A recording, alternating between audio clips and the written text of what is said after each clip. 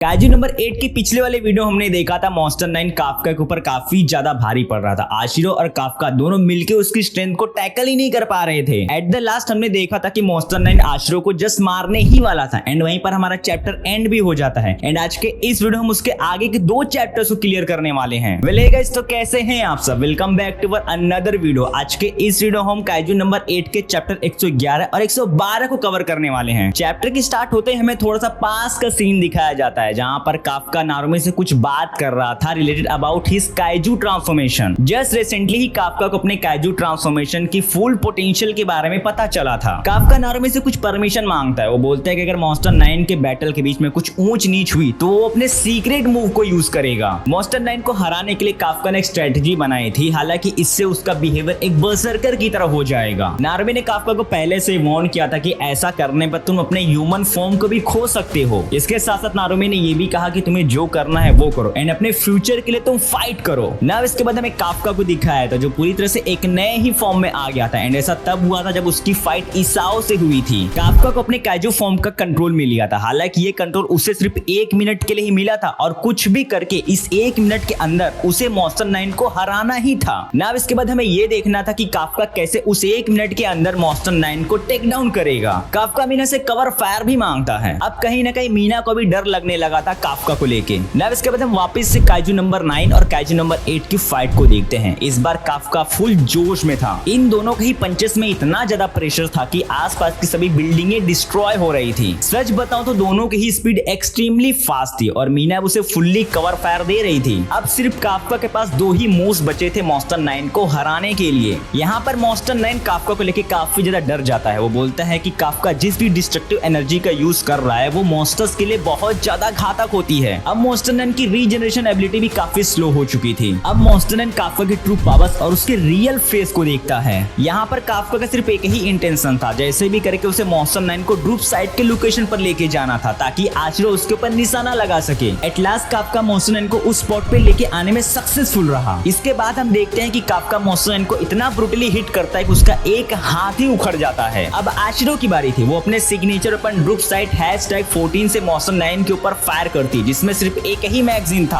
आशिरो के उस अटैक से मॉन्स्टर 9 का कोर अब दिखाई देने लगा था। काफका जैसे उसकी कोर को डिस्ट्रॉय करने जाता है, हम देखते हैं कि मॉन्स्टर 9 अपने कोर को एक और शील्ड से कवर कर लेता है और उसे हील करने की कोशिश करता है। अब काफका मॉन्स्टर 9 के ऊपर अटैक करने की कोशिश करता है। इसके बाद हम देखते हैं कि मॉन्स्टर 9 खुद की बॉडी को कंट्रोल ही नहीं कर पा रहा था, सेम लाइक काफका की तरह, जैसे कि वो खुद के कंट्रोल को समटाइम्स खो देता है। काफका के बॉडी के अंदर एक काइजू है, दैट्स व्हाई कि वो समटाइम्स अपने कंट्रोल को खो देता है। बट मॉन्स्टर 9 की केस में ऐसा क्या हुआ कि वो अपने बॉडी के कंट्रोल को खो रहा है जबकि वो खुद ही एक मॉन्स्टर है। अब भले ही मॉन्स्टर 9 ने इसाओ को एब्सॉर्ब कर लिया था बट उसके अंदर अभी भी उसके कॉन्शियसनेस स्टिल एक्टिव थे। इट मींस कि इसाओ अभी भी मॉन्स्टर 9 के अंदर जिंदा है, वो उसके अंदर फंसा हुआ है। अब इसाओ मॉन्स्टर 9 की बॉडी को कंट्रोल करने की कोशिश करता है जिसका एडवांटेज काफका उठाता है। मॉन्स्टर 9 को ये भरोसा ही नहीं हो रहा था कि आखिर कैसे इसाओ उसकी बॉडी को टेक ओवर करने की कोशिश कर रहा है। मॉन्स्टर 9 ने इसाओ को कुछ ज्यादा ही कमजोर समझ लिया था। अब काफका अपने अल्टरनेट 6 फॉर्म को यूज करने वाला था, जिसको देख के मॉन्स्टर 9 बोलता है कि वाओ